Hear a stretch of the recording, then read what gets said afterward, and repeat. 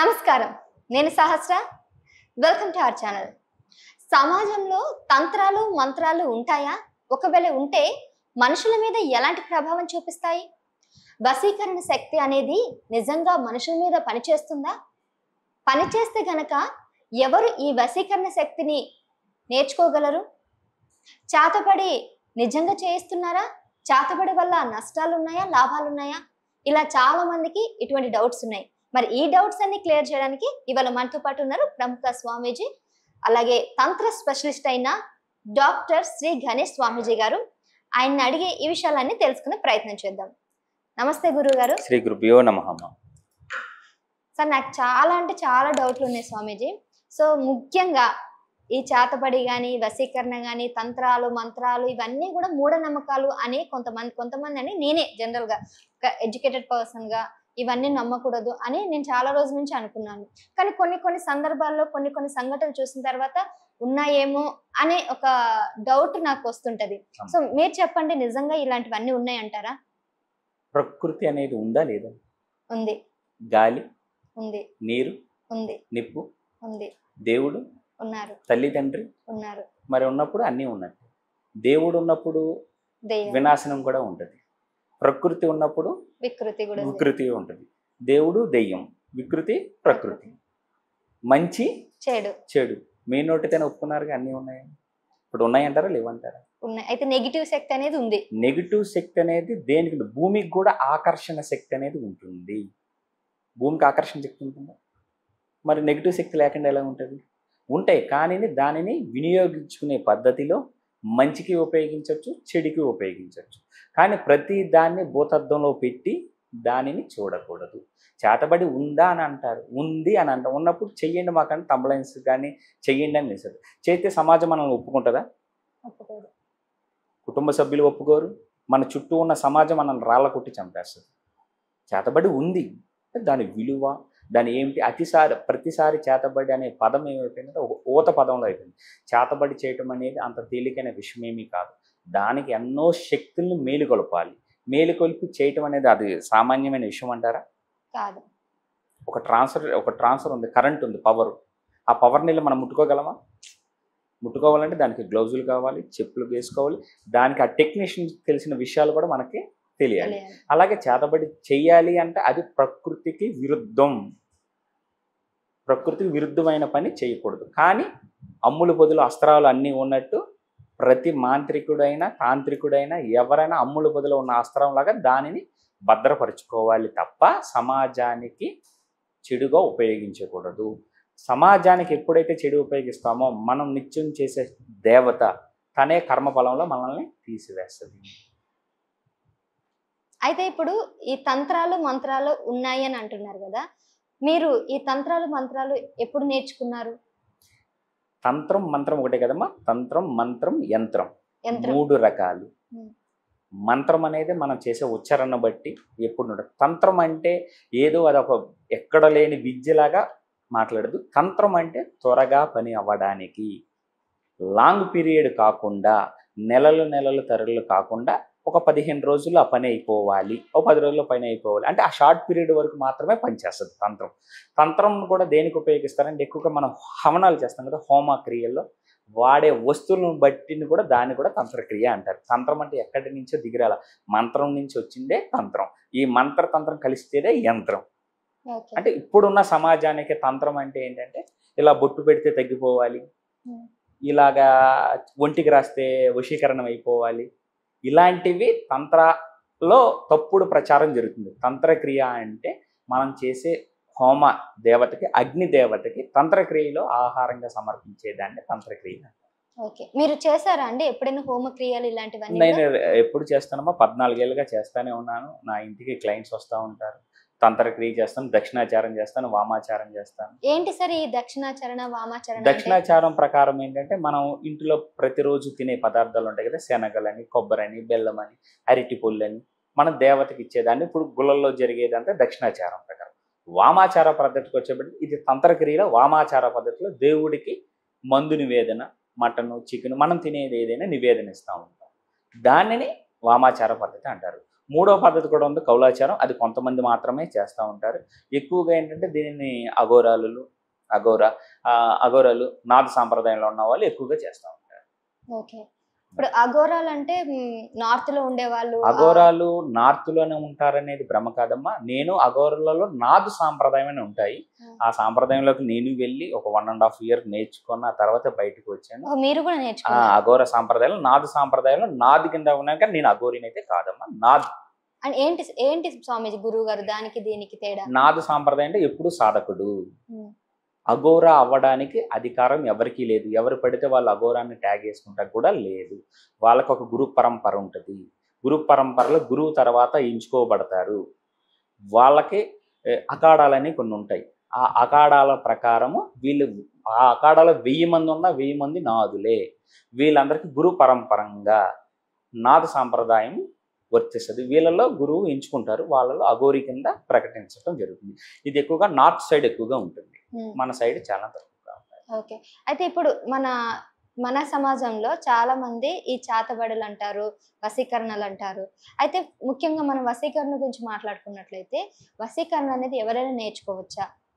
వశీకరణం అనేది ఎవరైనా నేర్చుకుంటాక ఎవరైనా వశీకరణం. తల్లికి బిడ్డ వశీకరణం, భార్యకి భర్త వశీకరణం, గురువుకి శిష్యుడు వశీకరణం. అదే వశీకరణం. ఇంకా వశీకరణం ఏముంది అంటే వశీకరణం కూడా చెడు మార్గంలోకి వెళ్ళకూడదు. అంటే ఇప్పుడు కొంతమంది ఉన్నారు, నేను అమ్మాయిని ప్రేమించానని నాకు వశం చేయండి, నాకు ఆ అమ్మాయి కావాలి వశీకరణం చేయండి అంటే దాంట్లో కూడా న్యాయబద్ధం ఉండాలి. న్యాయమైన కోరిక వాళ్ళ జీవితంలో వాళ్ళు భార్యాభర్తలుగా అన్యోన్యంగా ఉండడానికి అర్హత ఉంటే వశీకరణం చేయొచ్చు. కానీ వశీకరణం చేసిన అది పూర్తిగా కొస వరకు పని చేయదు. కొంతవరకే తంత్రక్రియలో గనక వశీకరణం చేస్తే కొంత పీరియడ్ వరకే పనిచేస్తుంది. కానీ పూర్తిగా వాళ్ళు కాపరాలు చేసి వాళ్ళ జీవితాంతం చివరి వరకు ఉండటం వరకు వశీకరణం పని చేయలేదు. కొంతవరకు మాత్రమే పనిచేస్తుంది. కొంతవరకు అంటే ఏ మేరకు పనిచేస్తుంది అంటారు? ఇప్పుడు ఆల్రెడీ నా 2-3 ఇంటర్వ్యూలు కూడా నేను ఆల్రెడీ మాట్లాడానమ్మా. ఎగ్జాంపుల్ కేసీఆర్ గారు లాస్ట్ టైము రాజశ్యామల యాగం చేశారు. ఆ రాజశ్యామల యాగం అంటే అదే ఉచ్చిష్టాండాలి మాతంగి దేవుని రాజశ్యామలని వశీకరణాలకు బాగా వివరిస్తారు. ఆ పీరియడ్లో ఆయన యాగం చేయడానికి ఎన్నో కోట్లు అయినాయి. ఆ యాగం చేసిన పీరియడ్ వరకు ఆయన సీఎం అయ్యారా?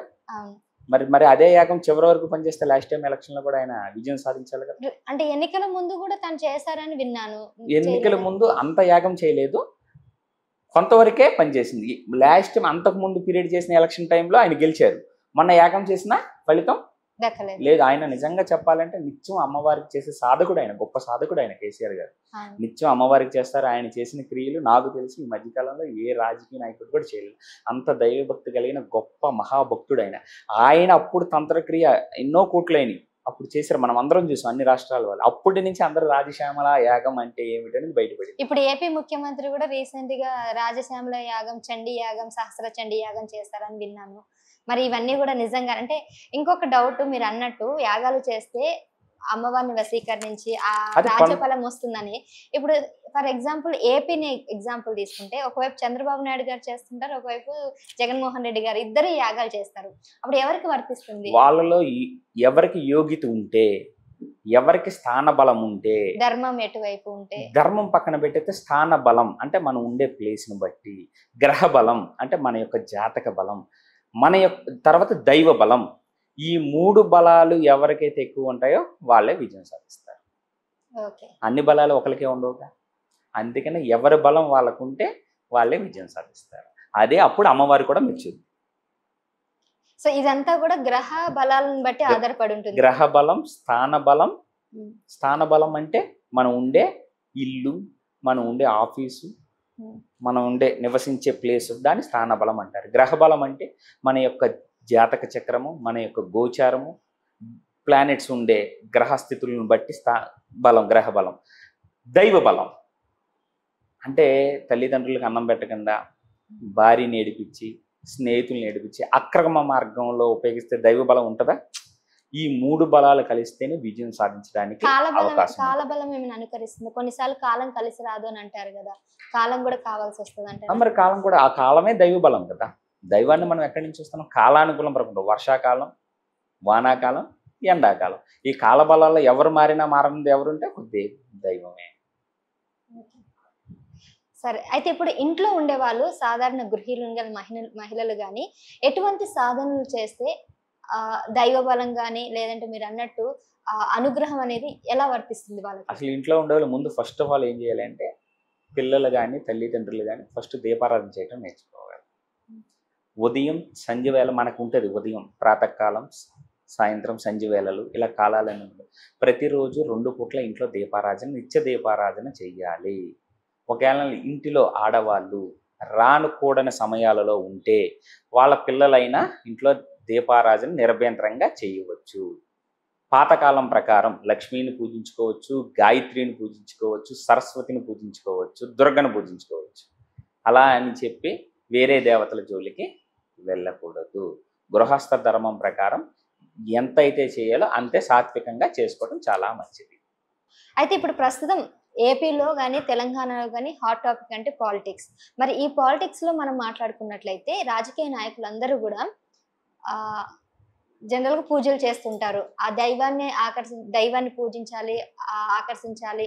అంటే దైవాన్ని సొంతం చేసుకోవాలి. అప్పుడే మనకు రాజయోగం వస్తుందని అంటారు. మరి ఈ వశీకరణ శక్తిని ఉపయోగించి ఈ విధంగా వీళ్ళేమైనా ప్రయత్నాలు చేస్తారంటారా? వశీకరణను ఉపయోగించిన వాళ్ళకి వేల కోట్లున్న యోగ్యత అనేది ఉండాలి.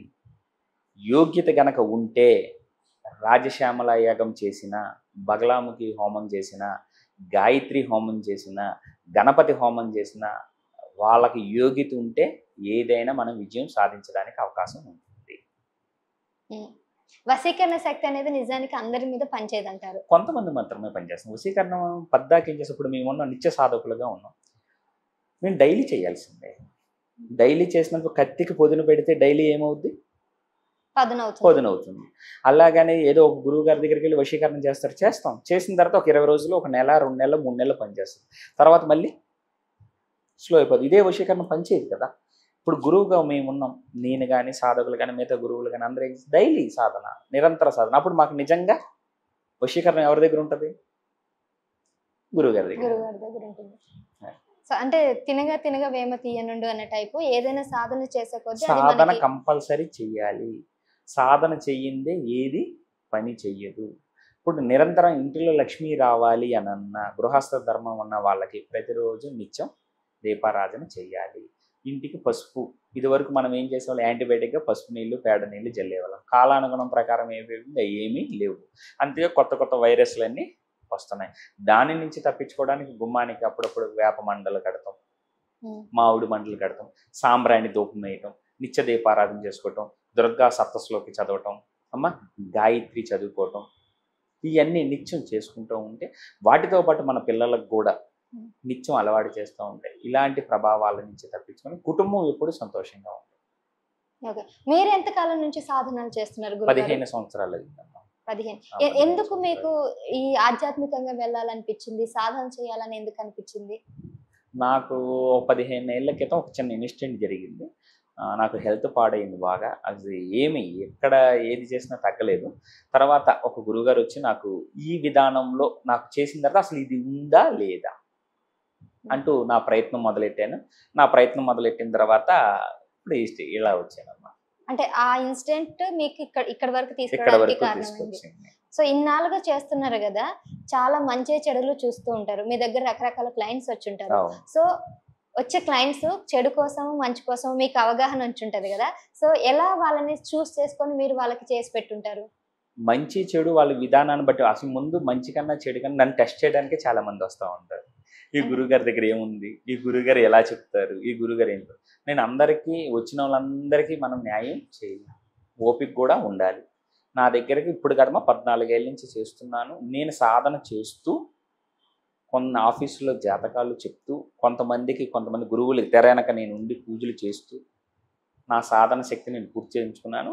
తర్వాత అన్ఎక్స్పెక్టెడ్గా ఎవరో లాస్ట్ టైం చేస్తే డాక్టరేట్ ప్రదానం చేశారు, తీసేసి. డబుల్ డాక్టరేట్ వచ్చిందని కూడా విన్నాను. అవును, చెన్నై గవర్నమెంట్ ద్వారా డబుల్ డాక్టరేట్ వచ్చిందమ్మా. ఇలా క్రియేట్ చేస్తూ ఉంటాను. మంచి చెడు ఏంటనేది మాకు ప్రిడిక్షన్ చూసి, మనిషిని చూసి అమ్మవారు జ్ఞానశక్తి ఇచ్చింది. ఆ శక్తి ద్వారా మీకు చెప్తాను. ఈ డాక్టరేట్ ఏ కేటగిరీలో వచ్చింది మీకు? 1 తంత్రశాస్త్రంలో వచ్చిందమ్మా, 2 వచ్చి థియలాజికల్ అండ్ డివినిటీలో ఇచ్చారు. ఓకే. సో ఇది మీరు చాలా రోజుల నుంచి దీని మీద రీసెర్చ్లు పిహెచ్డి ఇవన్నీ చేయడం వల్ల రీసెర్చ్ పిహెచ్డి చేయడం హోమాలు చేయడం యాగాలు చేయడం. నాకు అందులో ఉంటారు మా 5000 వరకు నాకు క్లయింట్స్ ఉంటారు. వాళ్ళ సొసైటీకి మెయిన్ పిల్లర్ లాంటి వాళ్ళు ఒక 25 మంది దాకా ఉన్నారు. వాళ్ళెవరు బయట ప్రపంచానికి తెలియదు, నేను చెప్పను. ఓకే. బయట ప్రపంచం చెప్పను, ఎవరు చెప్పను. ఎందుకంటే వాళ్ళ కర్మానుసారం ప్రకారం వచ్చి మన దగ్గర చేయించుకుంటారు. అది ఏంటనేది సమాజానికి మనం చెప్పకూడదు. అది ఒక పెద్దోళ్ళకి కాదు, చిన్నోళ్ళు వచ్చినా పెద్దోళ్ళు వచ్చినా ఎవరు వచ్చారు ఏంటి అనేది పేర్లు ఫోటోలు మన దగ్గర ఉండవు, అన్నీ గోప్యంగానే ఉంటాయి. వాళ్ళు రిఫరెన్స్ చేసి మా గురువు గారు ఉన్నారు కదా ఇలాగా ఈయనకి ఇప్పించాలని చెప్పి వాళ్ళు నన్ను బయటకు తీసుకొచ్చారు. గురుగారు, మీరు ఇందాక చెప్పారు సమాజంలో చాలా మంది ప్రముఖులు మీ దగ్గర ఎప్పటి నుంచో వచ్చి మీకు క్లయింట్స్ లాగా మీ కుటుంబంలో ఒకరిలాగా నిలబడిపోయారని విన్నాను. అయితే ఇప్పుడు చాలా మందికి మీరు చేయరని విన్నాను, కొంతమందికి మాత్రమే చేస్తారని విన్నాను. ఎందుకని? అంటే కొంతమంది అని ఏం లేదమ్మా, చేస్తాను. మ్యాక్సిమం దాంట్లో న్యాయబద్ధమై ఉండాలి. తర్వాత వచ్చి ఏంటంటే నా దగ్గరికి వచ్చే జనం ఎలా ఉంటారు, ఫస్ట్ నేను వచ్చినమ్మటే అంతా చూసి చెక్ చేస్తాను. వాళ్ళకి నేను నచ్చను. ఎందుకంటే వచ్చినమ్మటే నువ్వు స్టార్ అయిపోతావు, నీకు ఇంకొక 6 నెలల్లో సూపర్ అయిపోతావు, 3 నెలల్లో నీ కష్టాలు తీరిపోతాయి అనేవి నేను చెప్పను. ఉన్నది ఉన్నట్టుగా నీకు ఇలా ప్రాబ్లం ఉంటుంది, ఇలా ప్రాబ్లం ఉంటుంది, ఇలా ఉంటుంది, దీనికి టైం పడుద్ది, దీనికి ఇలా చేయాలి. హోమం చేసినా క్రియ చేసినా నిదానంగా స్టెప్ బై స్టెప్ ఎదుగుతావు తప్ప ఒకేసారి ఎదగటం అనేది ఉండదు అని చెప్పిన తర్వాత ఫస్ట్ ఆఫ్ ఆల్ యాజ్ యూజువల్గా మనం నచ్చం. కానీ తిరిగి వాళ్ళు 6 మంత్స్ తర్వాత మళ్ళీ నా దగ్గరికి వస్తారు. ఇలా వచ్చిన వాళ్ళు చాలామంది ఉన్నారు. చెడు మార్గంలో ఒకేసారి వశీకరణం చేయమన్నా నేను చేయను, ఒకేసారి అది చేసేయండి ఇది చేసేయండి అన్న చేయను. నా మనసుకు నచ్చి నేను చెయ్యాలి అనిపిస్తే మ్యాక్సిమం నేను న్యాయమే చేస్తాను, అన్యాయం అయితే చేయను. అన్నీ సక్సెస్ రేట్ అయిపోతాకి అన్నీ సక్సెస్ అయిపోతే నేను దేవుణ్ణి కాదు, దారి చూపించేవాడిని, ఒక గురువుని, ఒక సాధకుడిని మాత్రమే. కేవలం మీరు ఓన్లీ ఒక దారి చూపిస్తారు, ఎలా అంతే. వెళ్ళాలి. గురువు అనేవాడు దారి చూపించేవాడు. ఇప్పుడు నా దగ్గర నిలబడిన మీరు ఇందాక అన్నట్టుగా కొంతమంది క్లయింట్స్ వాళ్ళు ఎప్పుడు వచ్చేస్తారు, వారు పూజ చేస్తాను సార్ గురుగారు ఇలా వెళితే బాగుంటుంది వెళ్ళమంటారా, వెళ్ళండి ఇలా బాగుంటుంది సార్, అక్కడ పడిపోయినా సార్ పడిపోతున్నాం అంటే ఇలా చేసుకోండి, పడిపోరు. ఒకేసారి 100 కోట్లు రావు పూజ చేస్తే, ఒకేసారి ఏమీ జరగదు. నిదానంగా ఒక్కొక్క ఇటక పీల్చుకొని ఇల్లు ఎలా కట్టుకుంటామో అలాగే జీవితంలో కూడా ఎదగాలంటే కష్టపడాల్సిందే. కష్టపడకుండా ఏది రాదు. నేను ఇన్ని సంవత్సరాలు సాధన చేసినా, నేను ప్రిడిక్షన్ చేసినా నేను అమౌంట్ పే చేసుకుంటా. అంటే ఊరికినే ఎప్పుడు చెప్పకూడదు. అందులో ఏంటంటే నా దగ్గరికి ఎక్కువగా అనారోగ్యం కేసులు, హెల్త్ బాగోళ్ళు, అండ్ ఇంకొకటి అదే ఎక్కువ నెగిటివ్ ఎనర్జీని కూడా తీస్తుంటారు అని విన్నాను. ఎక్కువగా నెగిటివ్ ఎనర్జీకి సంబంధించిన క్రియలు చేస్తూ ఉంటానమ్మా. అంటే దాన్నే ఈ ఏరియాలో కొంతమంది బాగు చేత అంటారు, కొంతమంది నెగిటివ్ ఎనర్జీని తీయటం అంటారు. ఈ క్లియర్ ఎక్కువ చేస్తూ ఉంటానమ్మా. వాళ్ళలో నెగిటివ్ ఎనర్జీ తీసి ఆకర్షణ శక్తి పెంచి వాళ్ళు వెళ్ళే జీవితంలో మంచిగా ఉండేలాగా చేసి పెడతాను. నెగిటివ్ ఎనర్జీ తీయడం అంటే ఒకవేళ దయ్యం పడితే దయ్యం తీయడం అలా టైప్. ఇప్పుడు ఉన్న కాలం ప్రకారం అయితే నిజం దయ్యాలు అయితే గ్యారెంటీగా తీసేస్తాను. కొంతమంది అయితే దయ్యం పట్టినట్టుగా నటిస్తున్నారు, వాళ్ళు నిజంగా కాదు. నా దగ్గరికి నన్ను టెస్ట్ చేయడానికి ఏంటంటే నేను కూడా నా దగ్గర ఏది రానట్టుగానే నేను పంపించేస్తాను. ఎందుకంటే అమ్మవారు ఉంది, న్యాయం అయితేనే ఆమె నన్ను నిలబెడుద్ది, అన్యాయం అయితే ఆమె నన్ను ఇబ్బంది చేస్తుంది. ఎందుకంటే మనం నిత్యం కొలిచేదే అమ్మవారు. దయ్యాలు పట్టినా క్లియరెన్స్ చేశానమ్మా, హెల్త్ బాగోకపోయినా అంతా డాక్టర్ని నమ్మాలి, దైవాన్ని నమ్మాలి. ఎగ్జాక్ట్లీ. అంటే కొన్నిసార్లు వైద్యులతో కాని పని దేవుని నమ్ముకుంటే అలాగే ఇప్పుడు కాలు వాసిపోయి కిడ్నీ లివర్లు ఇన్ఫెక్షన్ వచ్చేసి గురువుగారు కాపాడండి అంటే గురువుగారు కదా, అప్పుడు గురువుగారు ఏం చేస్తారు, మృత్యుంజయ హోమంతో పాటు కొన్ని తాంత్రిక హోమాలు చేసి తనను అనారోగ్యం నుంచి బయటపడడానికి చెయ్యొచ్చు. అప్పుడు డాక్టర్ని నమ్మాలి, గురువుని నమ్మాలి, దైవాన్ని నమ్మాలి. అయితే మరి ఈ టైంలో మీరు అన్నట్టు దైవాన్ని నమ్మాలి, హాస్పిటల్కి వెళ్ళాలి అన్న ఆ కన్ఫ్యూజన్ లో ఉంటారు కదా, అప్పుడు అంటే మీరు ఎటువంటి సజెషన్స్ ఇవ్వగలరు? కొంతమంది ఏం చేయలేరు అన్న టైప్ మీరు ఎలాంటి సజెషన్స్ ఇవ్వగలరు? ఇప్పుడు కాలానుగుణం ప్రకారం వాళ్ళకి అందరికీ తెలిసిపోతున్నాయి అమ్మా, ఏం బాధ లేదు. జనాల నాలెడ్జ్ పెరిగింది, ఏది తప్పు ఏది ఒప్పు అనేది తెలుసుకునే స్థితిలో జనాలు వచ్చేసారు. మనం ఒకరికి ఇట్లా చేస్తే తెలుస్తుంది, ఇలా చేస్తే తెలుస్తుంది అనేది మాత్రం మనం చెప్పకూడదు. ఎందుకు అంటే చెప్పిన కాడి నుంచి అదే మైండ్లో రిపీట్ అవుతూ ఉంటుంది వాళ్ళకి. అంటే భ్రయభ్రాంతులు చేయటం నాకు ఇష్టం ఉండదు. నేనంటే రీసెంట్గా ఒక కేసు విన్నాను. ఏంటంటే కొంతమందికి ఒక జబ్బు చేస్తుంది, ఆ జబ్బు పేరేంటో తెలియదు, ఎన్ని హాస్పిటల్ తీసుకువెళ్ళినా ఏం లేదని రిపోర్ట్స్ వస్తాయి. రిపోర్ట్స్లో అంతా నార్మల్ ఉంటుంది, నెగిటివే ఉంటుంది, పాజిటివ్ ఉండదు. అమావాస్యకి జబ్బు ఇట్లా మొదలవుతుందని అంటారు. దీన్ని అడిగితే ఎవరో చేతబడి చేశారని అంటారు. అలాంటి టైంలో మరి వీళ్ళు డాక్టర్ని కన్సల్ట్ చేస్తే బెటరా, లేకపోతే ఏదైనా గురువు గారి దగ్గరికి వెళ్తే బెటరా అనేది? మీరు అడిగిన క్వశ్చన్ ఆల్రెడీ చాలా మంది డాక్టర్ల దగ్గరికి వెళ్ళిపోయారు. వాళ్ళు వెళ్ళిన తర్వాత అమావాస్యకి ఇబ్బంది అవుతుంది. అమావాస్య అనేది అయితే తప్పు అయితే కాదు, అమావాస్య చాలా మంచిది. అమావాస్యకి చేతబడి చేస్తే చచ్చిపోతాడు, పౌర్ణమి నాడు చేస్తే లెగుస్తాడు, ఇలాంటివి భ్రమలు వదిలేయండి.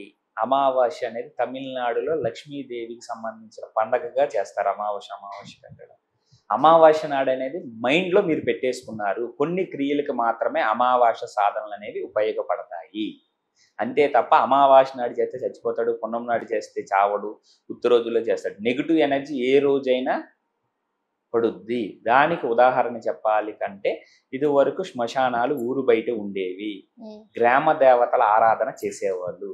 ఇప్పుడు గ్రామ దేవతల బదులు మన ఇల్లు ఉంటున్నాయి, శ్మశానాల మీద ఇల్లు కట్టుకుంటున్నాము, శ్మశానాల ప్లేస్లోనే మనం పక్కన ఉంటున్నాము. అంటే వాటి ప్లేస్లో మనం వెళ్ళి ఇబ్బంది కలుగుతున్నాం. అప్పుడు ఏం చేస్తాయి ఆటోమేటిక్గా ఇంటి దగ్గర మనలోనే ఉంటాయి. ఎందుకంటే వాటి ప్లేస్కి, వాటి స్థానాలకు మనం వెళ్తున్నాం. ఇక్కడే మనం ఆలోచించాలి స్థాన బలం. రైట్. సరే, మీరు ఇందాక అన్నట్టు అమావాస్య పున్నమి వీటి మధ్యలో చేతబడులు చేస్తే అవన్నీ మూఢనమ్మకాలు అంటున్నారు. మరి ఒకవేళ చేతబడులు ఉన్నాయని అన్నప్పుడు మరి మీరు చేశారా? అంటే మంచి కోసమో చెడు కోసమో పక్కన పెడితే ఎవరికైనా చేశారా? చేతబడి అనేది ఎప్పుడు ఎవరికి ఏమీ చేయమో, చేస్తే సమాజమే మమ్మల్ని ఉంచదు. కానీ చెప్పే కదా, అమ్ములు పొదులు అస్త్రాలు ఉన్నట్టు అన్ని అస్త్రాలు ఉండాలి. చెయ్యండి అంటే అది చేసే కర్మను అంటించుకోవాలి. ఆ కర్మను తీసుకువెళ్ళి మన వెనకున్న తరాలకు అంటించాలి. అది విద్య నేర్చుకున్నప్పుడు, ఒక డిగ్రీ చదివినప్పుడు డిగ్రీలో ఉన్న 3 ఇయర్స్ కోర్సు కంప్లీట్ చేయాలి, అప్పుడే దాన్ని డిగ్రీ అంటారు. ఇప్పుడు ఈ డిగ్రీలో చేతబడే కోర్సు కూడా ఉంటుంది. అది ఒరిజినల్ పేరు ఏంటండి? అంటే నానుడు పిలిచి ప్రకారం ఒక్కొక్క ఏరియాలో చేతబడి అంటారు, ఒక్కొక్క ఏరియాలో ప్రయోగం అంటారు, ఒక్కొక్క ఏరియాలో చిల్లంగి బాణామతి అంటారు. అసలు అది ప్రయోగమే కాదు, మాయా ప్రయోగం. ఉదాహరణకి చెప్పాలంటే రామరావణ యుద్ధం జరిగినప్పుడు లక్ష్మణుడి మీద మాయా ప్రయోగం జరుగుద్ది.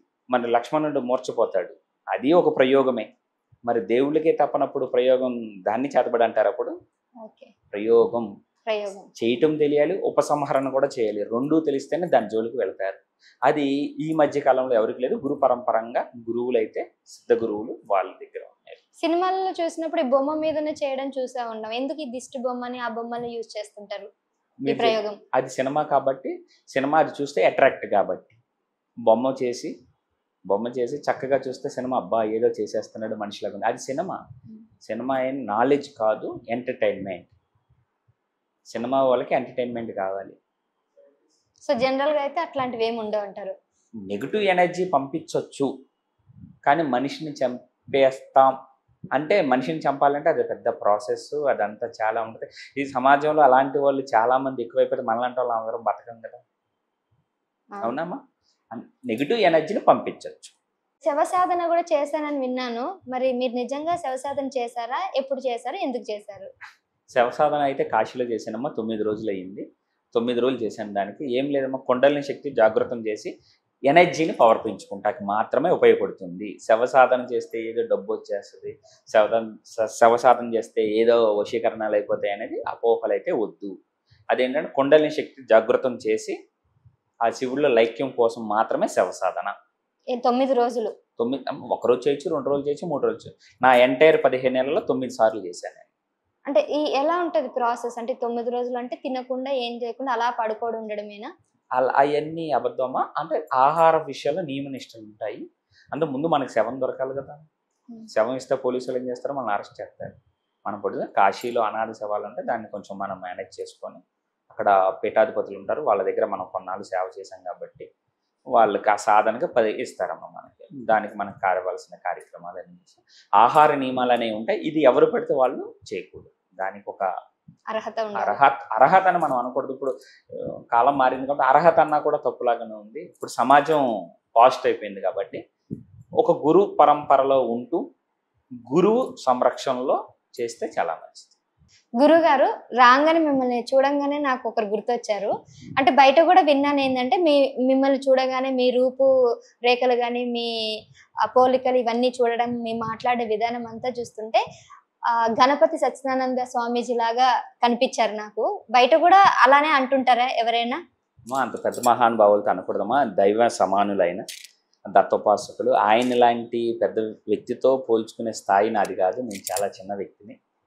ఆయన అనుగ్రహం అలాంటి వాళ్ళ మీద ఎప్పుడు ఉండాలి. అంతా మంచిగా జరగలుగుతుంది. అంటే కొంతమంది అన్నారు, అనడం కూడా విన్నాను నేను, అందు గురించి అడిగాను. అంటే మా గురూజీ ముద్దుగా పిలుస్తూ ఉంటారు. అది మరి ఎలా స్ప్రెడ్ అయిందో పేరు కూడా గణపతి గణేష్ కొంతమంది ముద్దుగా, మా గురుగారు ముద్దుగా ఎప్పుడు అలా పిలుస్తూ ఉండేవాళ్ళు. మరి అది బయట ప్రాచుర్యంలోకి వచ్చేస్తుంది. ఇంతకు మీ గురువు గారు ఎవరు స్వామీజీ? మా గురుగారు ఉన్నారమ్మా. సమయం వచ్చినప్పుడు నేను అందరిని బయటికి తీసుకొచ్చి. సో అయితే మొత్తానికైతే ఒక ఇన్సిడెంట్ వల్ల మీరు ఈ సాధనలు చేసి. ఇన్సిడెంట్ అంటే ఏమీ లేదమ్మా, ఆ దైవం నన్ను ఇలా నడవాలని నడిపించిందండి. నేను కూడా ఎడ్యుకేటెడేనమ్మా. నేను డిగ్రీ కంప్లీట్ చేశాను. మీ ఆశ్రమం ఏంటి గురువు గారు? ఆశ్రమం లేదమ్మా. ఇప్పుడు ప్రజెంట్ ఇంటికాడ పైన పీఠం ఉంది. ఇంటికాడే పైన 3వ ఫ్లోర్లో అమ్మవారికి ఒక గది, నా ఆఫీసు, అక్కడే హోమగుండం ఉంటుంది. త్వరలో ఆశ్రమ నిర్మాణం, రేపు ఆగస్టు నుంచి సెప్టెంబర్ లోపు ఆశ్రమ నిర్మాణం జరుగుతుంది. ఆశ్రమం అంటే పెద్దదేమి కాదు, చిన్నది. ఒక 5 సెంట్లో ఒక డొనేట్ చేశారు ఒకళ్ళు, వాళ్ళకి ఏదో కార్యక్రమం అయిందని. ఆశ్రమ నిర్మాణం జరగడానికి రేపు ఆగస్టు నుంచి సెప్టెంబర్ లోపు జరుగుతుంది. ఒకవేళ మిమ్మల్ని కలవాలంటే అక్కడ హనుమాన్ జంక్షన్. హనుమాన్ జంక్షన్ అంటే కోటి సైడ్ ఉంటది. ఇక్కడ హనుమాన్ జంక్షన్ కదమ్మా, ఆంధ్రప్రదేశ్ విజయవాడ దగ్గర. విజయవాడ నుంచి 50 కిలోమీటర్లమ్మా. ఓకే. అక్కడికి వచ్చి వారానికి 2 రోజులే చెప్తాను. వచ్చే ముందు ఫోన్ అపాయింట్మెంట్ తీసుకొని రావాలి. ఓకే. సో ఇప్పుడు మీ దగ్గరికి ఎవరైనా రావచ్చు అంటే కొంత అర్హత ఉండాలి రావడానికి? అర్హత అంటే మీరు ఇంతకు ముందు అన్నారు ఎవరికి పడితే వాళ్ళకి నేను చెయ్యను అంటే నీకు అది కరెక్ట్ కాదు, చెడు అయితే నేను చేయను. అది న్యాయబద్ధం అయితే మంచిది, నేను చేస్తాను. వాళ్ళ కుటుంబానికి అది న్యాయం అయితే నాకు న్యాయం అనిపించాలి. వాళ్ళ కుటుంబానికి న్యాయం అంటే ఎలా అనిపిస్తుంది? ఇప్పుడు ఒక అబ్బాయి వచ్చి నాకు అమ్మాయి కావాలని, నేను అమ్మాయిని ప్రేమించాను, అమ్మాయి లేకపోతే నేను బతకను అని అంటాడు. కానీ ఆ అమ్మాయి ప్రేమించిందా, వాళ్ళ కుటుంబ సభ్యులు ఒప్పుకోవాలా, ఇటు కుటుంబ సభ్యులు ఒప్పుకోవాలా, అంటే వీళ్ళ కుటుంబాలు కూడా కలవాలి. ఇటు తల్లిదండ్రులను చూడాలి, అటు తల్లిదండ్రులను చూడాలి. అది కరెక్ట్ కాదు కదమ్మా. ఓకే. మీకు న్యాయం అనిపిస్తే కనుక మీరు చేయగలుగుతారు. ఓకే. అయితే ఇంకో లాస్ట్ అండ్ ఫైనల్ ప్రశ్న గురుగారు, అంటే మీరు ఇప్పుడు ఆశ్రమం అన్నారు, అదన్నారు, అంటే వాట్ ఈస్ యువర్ గోల్? అంటే నెక్స్ట్ ఎలా మిమ్మల్ని మేము చూడాలి ఒక 5 ఏళ్ల తర్వాత? 14 ఏళ్ల క్రితం కూడా ఇలాగే ఉన్నా. అప్పుడు గెడ్డం లేదు, జుట్టు లేదు. అప్పుడు అమ్మవారి సాధకుడిని, ఇప్పుడు సాధకుడినే. ఇంకో 5 ఏళ్ల తర్వాత నా గోల్ అంటే ఏం లేదు, నిత్య అన్నదానం జరగాలమ్మా. ఇప్పుడు ఆశ్రమం మాత్రమే, అది ఏ పీఠము అనే పేరైతే ఉండదు, ఆశ్రమం అనేది ఉంటుంది. ఆశ్రమం అంటే అర్థం ఏంటంటే అందరికీ ఆశ్రమం కల్పించేది. అక్కడ వచ్చిన వాడికి లేదనకుండా అన్నం పెట్టాలనేది నా కోరిక. థ్యాంక్ యూ గురువు గారు. నమస్కారం. చాలా చక్కటి విషయాలు చెప్పారు. చాలా మందికి ఎన్నో డౌట్స్ ఉంటాయి. ఇప్పుడు మీ ద్వారా ఈ డౌట్స్ అన్ని కూడా క్లియర్ అయ్యాయి. సో మీకు గనక ఇంకేమైనా డౌట్స్ ఉన్నాయనుకోండి, అంటే తంత్రాలు, మంత్రాలు, యంత్రాలు, వశీకరణ, చేతబడి ఇలాంటి డౌట్స్ ఏమైనా ఉన్నా కానీ, ఎవరికైనా ఏదైనా అవసరం ఉన్నా కానీ కింద కామెంట్స్ చేయండి. లేదంటే కింద స్క్రోల్ అవుతున్న నెంబర్కి కూడా కాంటాక్ట్ అవ్వచ్చు. శ్రీ గణేష్ స్వామీజీ గారు ఎప్పుడైనా అందుబాటులో ఉంటారు.